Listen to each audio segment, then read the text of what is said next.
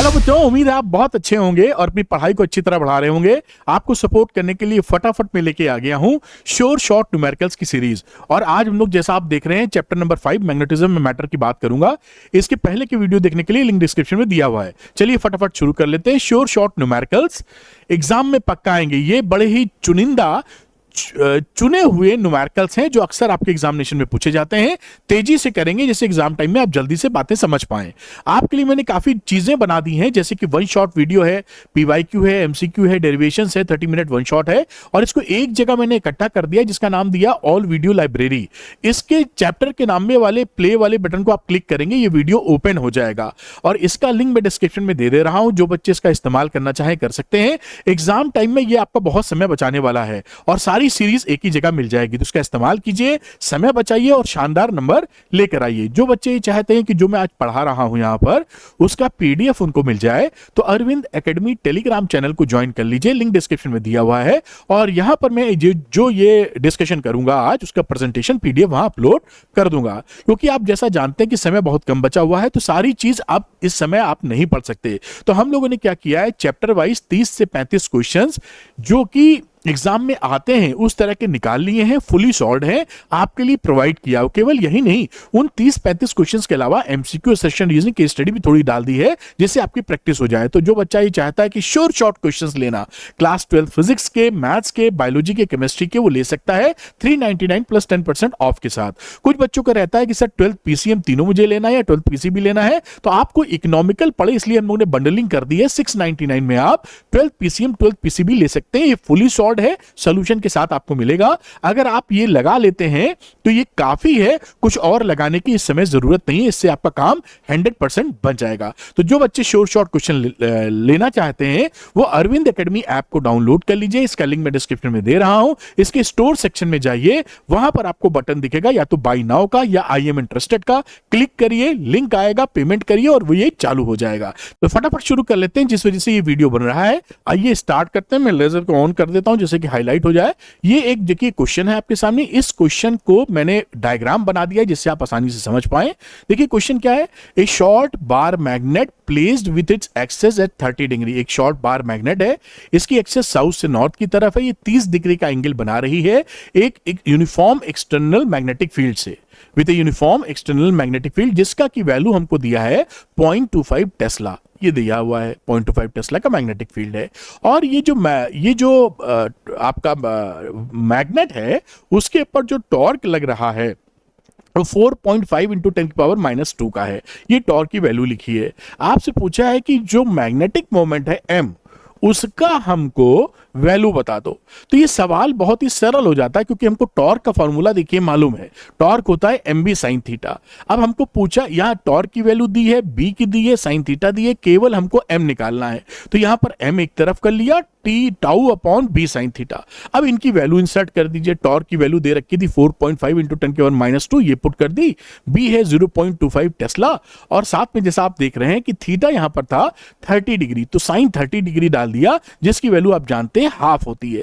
यहां पे वैल्यू देखिए पुट कर दी गई 4.5 इंटू 10⁻⁻2 और साथ में 0.25 इंटू आधा। इसको आप सॉल्व करेंगे बेटा तो आपको मिल जाएगा 0.36 जूल पर टेस्ला। ये आपका मैग्नेटिक मोमेंट आ गया और ऐसे सवाल एग्जामिनेशन में आपके आएंगे। चलिए अगला सवाल लेते हैं फटाफट। इसका स्क्रीनशॉट भी ले सकते हो आप या मैं इसको टेलीग्राम चैनल पर इसका पीडीएफ अपलोड कर दूंगा।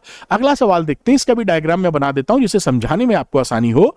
ए short bar magnet of magnetic moment 0.32, ये मैग्नेटिक मोमेंट है, शॉर्ट बार मैग्नेट का magnetic moment, is placed in A uniform magnetic field of 0.15 Tesla.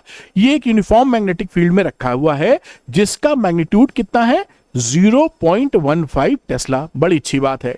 If the bar magnet is free to rotate in the plane of the field, अब ये इस plane of field में घुमाने के लिए free है, घुमा सकते हैं हम। Which orientation would corresponds to its stable equilibrium, मतलब कहां घुमाकर हम इसको रखें कैसा कि ये स्टेबल इक्विलिब्रियम पकड़े और उसके बाद अनस्टेबल इक्विलिब्रियम, और कहां पर ओरिएंटेशन कैसा रहे कि अनस्टेबल इक्विलिब्रियम पकड़े। इसके साथ पूछ रहा है कि इसकी उस समय जो पोटेंशियल एनर्जी है वो भी दोनों केस में बताओ।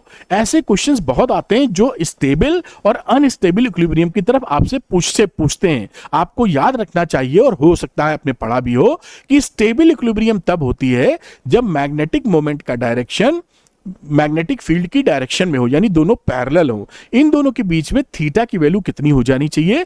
0 डिग्री। जब ये 0 डिग्री हो जाएगी तो स्टेबल इक्विलिब्रियम मिलेगा। अब स्टेबल इक्विलिब्रियम मिलेगा तो उसमें पोटेंशियल एनर्जी मिनिमम होती है। ये भी ध्यान रखिए, हमेशा स्टेबल इक्विलिब्रियम में पोटेंशियल एनर्जी मिनिमम होगी। और मिनिमम होने का मतलब यहां देखिए, ये फॉर्मूला होता है minus M B cos theta, minus M B डाला, थीटा यहां पर 0 था तो थीटा की जगह 0 पुट कर दिया, कॉस 0 1 होता है। m की वैल्यू डाल दी 0.32 जो कि क्वेश्चन में दे रखी थी, ये देखिए, और b की वैल्यू भी दे रखी थी 0.15 टेस्ला, और cos थीटा होता है 1, cos 0 होता है 1। इसको सॉल्व कर लीजिए और ये -4.8 इंटू 10⁻² जूल की जो एनर्जी मिली, ये जो पोटेंशियल एनर्जी है, ये स्टेबल इक्विलिब्रियम में है। अब बात करते हैं अनस्टेबल इक्विलिब्रियम में। तो जैसा आप जानते हैं, नहीं जानते तो याद कर लें, अनस्टेबल इक्विलिब्रियम में क्या होता है, m एंटी पैरेलल होता है b से, मतलब m और b का डायरेक्शन अपोजिट डायरेक्शन में होता है। तो थीटा कितना हो जाएगा बेटा उस समय? 180 डिग्री। अब यहां पे फॉर्मूला उसमें ध्यान रखिए, जब भी अनस्टेबल इक्विलिब्रियम होता है, जो पोटेंशियल एनर्जी होती है वो मैक्सिमम होती है, हमेशा ध्यान रखिएगा। यू मैक्स हो गया माइनस एम बी, और थीटा तो 180 डाल ही दिया, कॉस 180 की वैल्यू होती है -1। तो ये देखिए 0.32 एम की वैल्यू, बी की वैल्यू 0.15, और कॉस 180 का मतलब -1। अब इसको सॉल्व किया तो प्लस में आ गया 4.8 इंटू 10⁻² जूल। अब ये आपका अनस्टेबल इक्विलिब्रियम की पोटेंशियल एनर्जी हो गई। तो ये ओरिएंटेशन यहां बताया आपने कि भाई स्टेबल इक्विलिब्रियम कहां होता है, अनस्टेबल कहां होता है, यू कितनी मिलेगी जो कि स्टेबल में मिनिमम है, अनस्टेबल में मैक्सिमम है। ये सवाल, ऐसे सवाल आपके अक्सर एग्जामिनेशन में आएंगे और मुझे उम्मीद है कि आप निश्चित तौर पे कर लेंगे। चलिए अगला सवाल देख लेते हैं, और इसका भी फोटो में दिखा देता हूं जिससे आपको समझाने में बहुत आसानी हो जाए। एक क्लोजली उन्ड सोलेनॉइड ऑफ 800 टर्न्स, ये एक सोलेनॉइड है जिसमें नंबर ऑफ टर्न्स देखिए 800 हैं according to question, and area of cross section this one, ये एरिया ऑफ क्रॉस सेक्शन है 2.5 इंटू 10⁻⁴ मीटर स्क्वायर सवाल में दिया है। Carries A current of 3 ampere, ये 3 एम्पियर की करंट है जैसा सवाल ये बोल रहा है हमको। Explain the sense in which the solenoid acts like a bar magnet, यानी वो बताना है कि ये बार मैग्नेट के इक्विवेलेंट कैसे है मोटा मोटा, और साथ में इससे एसोसिएटेड मैग्नेटिक मोमेंट हमको निकालना है, एम निकालना है। तो पहले हम लोग एम निकाल लेते हैं। देखिए ये देखिए एम निकाला, और सोलेनॉइड के केस में या लूप के केस में हमारा जो मैग्नेटिक मोमेंट होता है NIA के बराबर होता है, ये ध्यान रखिएगा आप में। और n की वैल्यू लगा दी 800, नंबर ऑफ टर्न्स, करंट कितनी थी 3 एम्पियर की, और एरिया ऑफ क्रॉस सेक्शन हो गया 2.5 इंटू 10⁻⁴। अब इसको मल्टीप्लाई वगैरह कर लिया तो ये वैल्यू कितनी बची, 0.60 जूल पर टेस्ला।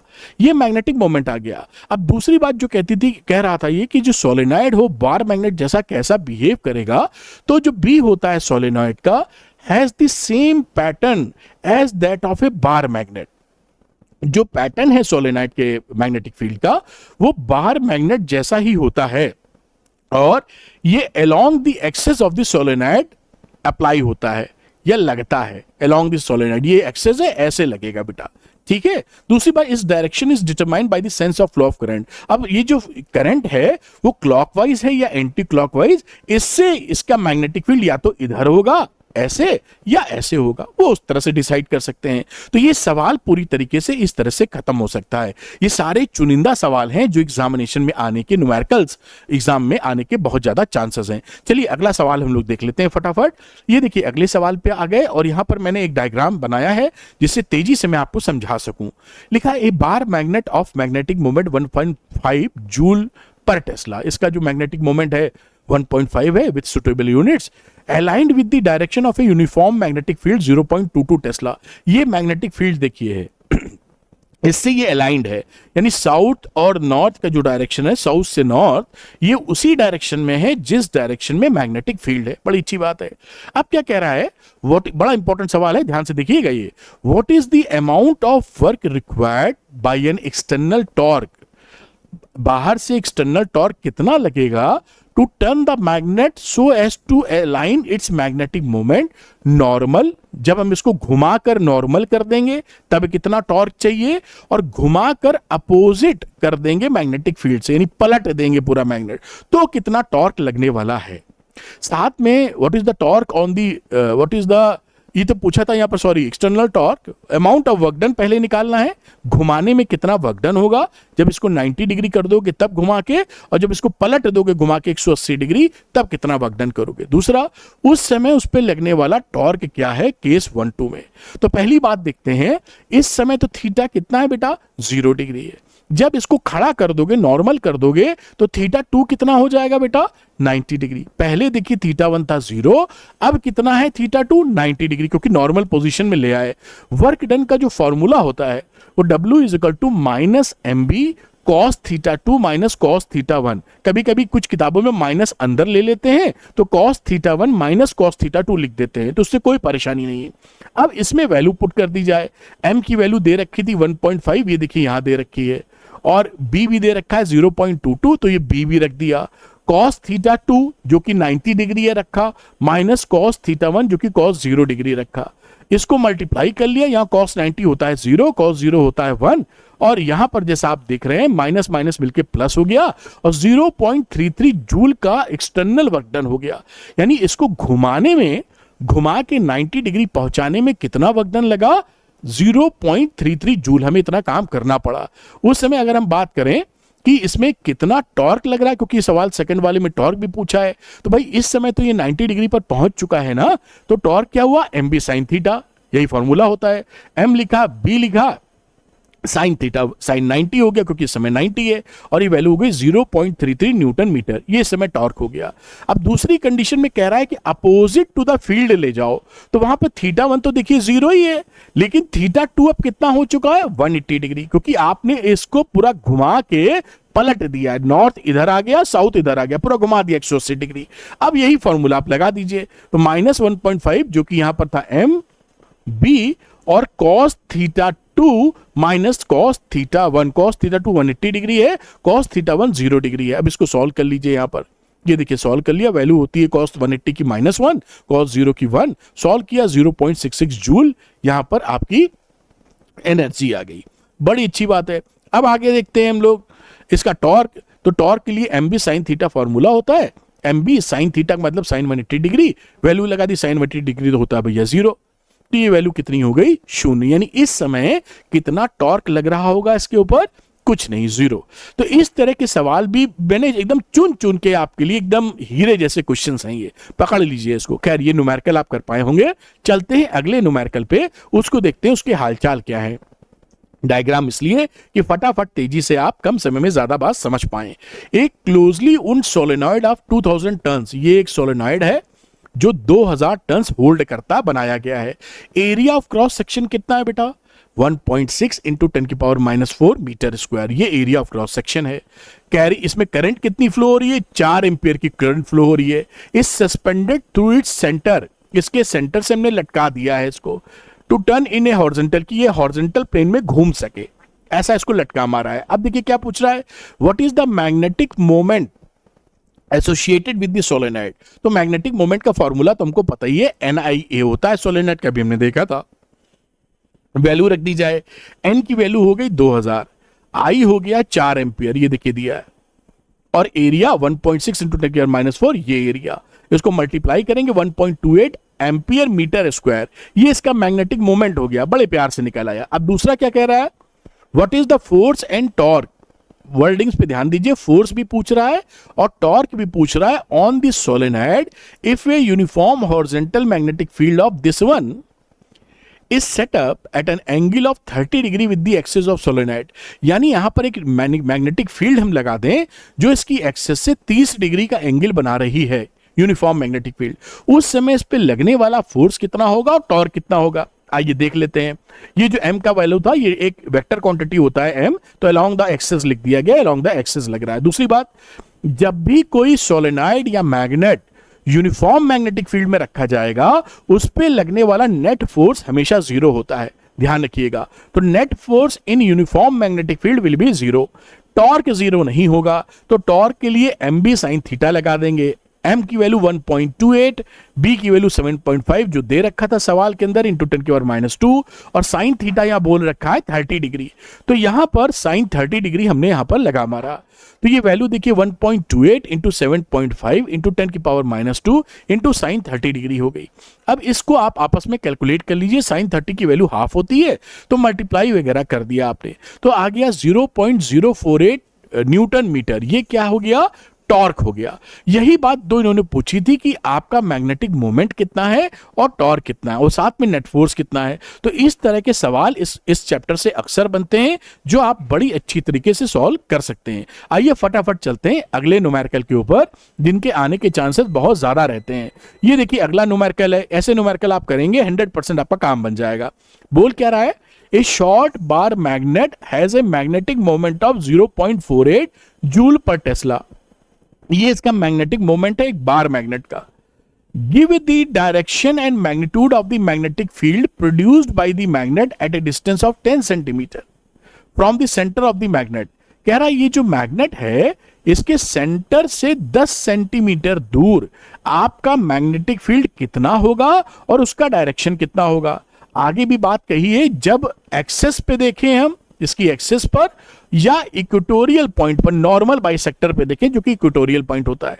तो बेसिकली दो केसेस हैं कि जब एक्सियल पोजीशन है तो कितना आपका बन रहा है और जब इक्वेटोरियल पोजीशन है तो कितना बन रहा है मैग्नेटिक फील्ड और उसका डायरेक्शन क्या है।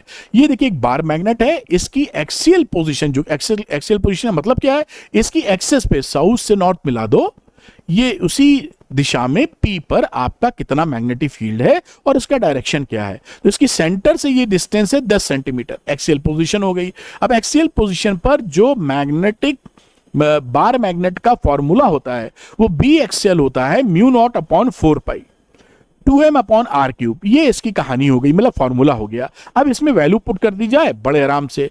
10 की पावर -7 इसकी वैल्यू हो गई म्यू नॉट अपॉन 4 पाई की 2 लिखा। m की वैल्यू 0.48 दे रखा था देखिए यहां पर।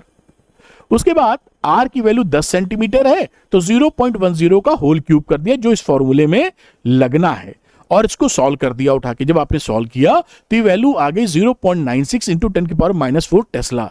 अगर इसको गॉस में चेंज कर देंगे तो आप 10 की पावर -4 आप जानते ही हैं गॉस में 0.96 गॉस हो जाएगा। ये आपका मैग्नीट्यूड आया है। डायरेक्शन किधर होगा? तो डायरेक्शन होगा साउथ से नॉर्थ। हमेशा जानिएगा एक्सियल पोजीशन पर जो मैग्नेटिक डायपोल मोमेंट का जो डायरेक्शन होता है जो साउथ से नॉर्थ होता है उसी दिशा में ये मैग्नेटिक फील्ड बनता है। तो साउथ से नॉर्थ इसका मैग्नेटिक फील्ड हो गया। अब दूसरी बात करते हैं इक्वेटोरियल पोजीशन की बेटा। तो इक्वेटोरियल पोजीशन का मतलब है इसकी सेंटर से परपेंडिकुलर जो बाइसेक्टर है वहां पर कोई पॉइंट P है और वहां आपको मैग्नेटिक फील्ड का वैल्यू मैग्नीट्यूड और डायरेक्शन दोनों निकालना है। तो P पर देखिए ये डिस्टेंस कितनी हो गई यहां से? ये डिस्टेंस यहां से यहां तक की है 10 सेंटीमीटर। फॉर्मूला देख लीजिए बी इक्वेटोरियल क्या होता है? म्यू नॉट अपॉन 4 पाई m अपॉन r क्यूब। ये बड़ा सिंपल सा फॉर्मूला है, मजे से आप याद कर सकते हैं। और यहां वैल्यू रख दीजिए म्यू नॉट अपॉन 4 पाई की वैल्यू 10 की पावर -7, m दे रखा था 0.48 और r की वैल्यू 0.10 का होल क्यूब। ये r तो वही है 10 सेंटीमीटर। सॉल्व किया 0.48 इंटू 10 की पावर -4 टेस्ला और 0.48 गॉस आ गई। अब ये तो आ गया मैग्नीट्यूड। भैया डायरेक्शन किधर है? तो डायरेक्शन इधर है। ये जो आपके मैग्नेटिक मोमेंट का डायरेक्शन होता है जो साउथ से नॉर्थ होता है उसकी अपोजिट डायरेक्शन में ये मैग्नेटिक फील्ड मिलता है। तो यहां डायरेक्शन हो गया नॉर्थ से साउथ। ध्यान रखिएगा इक्वेटोरियल में जो मैग्नेट का डायपोल मोमेंट का डायरेक्शन है जो कि साउथ से नॉर्थ की तरफ होता है उससे अपोजिट डायरेक्शन में मैग्नेटिक फील्ड मिलता है। यानी यहां से ऐसे डायरेक्शन है, मैं बना देता हूं। तो यहां पर जो डायरेक्शन होगा वो इस डायरेक्शन में मैग्नेटिक फील्ड आपका बनेगा। और ये देखिए ये मैग्नेटिक मोमेंट इस डायरेक्शन में साउथ से नॉर्थ, ये अपोजिट हो गया दोनों ना, ये ध्यान रखिएगा। और यहां पर जिस डायरेक्शन में मैग्नेटिक मोमेंट है उसी डायरेक्शन में B बनता है। तो ये इसलिए कि आप चीजें अच्छे से कर पाएं और बातों को समझ पाएं। चलिए अगला न्यूमेरिकल ले लेते हैं फटाफट।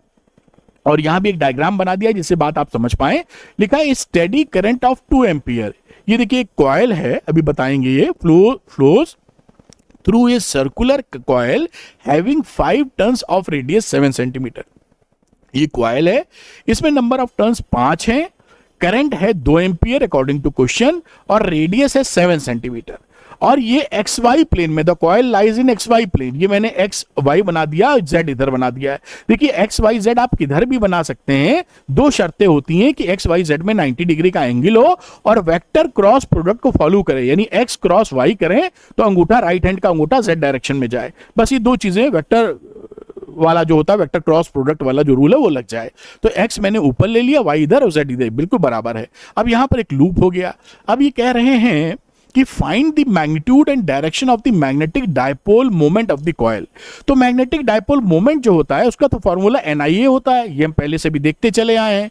यहां पर n की वैल्यू, अब ये देखिए एरिया डायरेक्ट दिया नहीं था, रेडियस दी थी, इसलिए हमने इसको पाई r स्क्वायर लिख दिया है। भाई एरिया हो गया ना लूप का, और वैल्यू रख दीजिए, n की वैल्यू 5, i की वैल्यू 2 एम्पियर, पाई हो गया 22/7 और r की वैल्यू हो गई, रेडियस दी थी ना, r इंटू 10⁻² का होल स्क्वायर। इसको सॉल्व कर लीजिए, जब कुछ नहीं करना, काटा पीटा किया तो 0.154 एम्पियर मीटर स्क्वायर इसका रिजल्ट आ गया। ये क्या आया है बेटा, मैग्नीट्यूड। लेकिन डायरेक्शन किधर है, तो डायरेक्शन होगा m will be perpendicular to X Y plane और पैरेलल टू जेड एक्सिस। अगर इस समय ये करंट आपकी इधर से देख रहे हो, अगर आप, मैं फिर से पेन का यूज करता हूं, अगर आप इस तरफ से देख रहे हो, ये आपकी आंखें हैं, तो यहां से ये मान लीजिए एंटी क्लॉकवाइज है, तो आप कैसे निकालते हैं, उस राइट हैंड को, अपने पंजे को करंट की डायरेक्शन में मोड़ते हैं। जिस डायरेक्शन में अंगूठा जाता है वो डायरेक्शन होती है मैग्नेटिक डायपोल मोमेंट की। तो यहां पर ये मैग्नेटिक डायपोल मोमेंट किधर हो गया, पॉजिटिव जेड एक्सिस की तरफ, वही लिखा पैरेलल टू। और अगर ये क्लॉकवाइज करंट होगी तो इस डायरेक्शन में m का डायरेक्शन आ जाएगा, नेगेटिव जेड एक्सिस में, तो रहेगा पैरेलल टू जेड एक्सिस ही। हमेशा ध्यान रखिए किस तरह से मैग्नेटिक डायपोल मोमेंट निकालते हैं। सर्कुलर लूप में जो करंट है, राइट हैंड लीजिए, पंजा उसकी तरफ मोड़िए, अंगूठा जिधर जाएगा वो डायरेक्शन में मैग्नेटिक डायपोल मोमेंट है। तो ये जो चुनिंदा शानदार सवाल थे जिनके आने के चांसेस एग्जामिनेशन में बहुत ज्यादा है, वो मैंने आपको करा दिए। इतने सवाल भी करेंगे तो काफी काम बनेगा। Thank you very much for watching, और अरविंद एकेडमी चैनल को सब्सक्राइब करना मत भूलिएगा। टॉप क्वालिटी कंटेंट के लिए डिस्क्रिप्शन में कई वीडियो हैं, कई लिंक्स हैं जो आपकी काफी मदद करेंगे, क्लिक करके देखिए। Thank you very much, good luck to you, bye.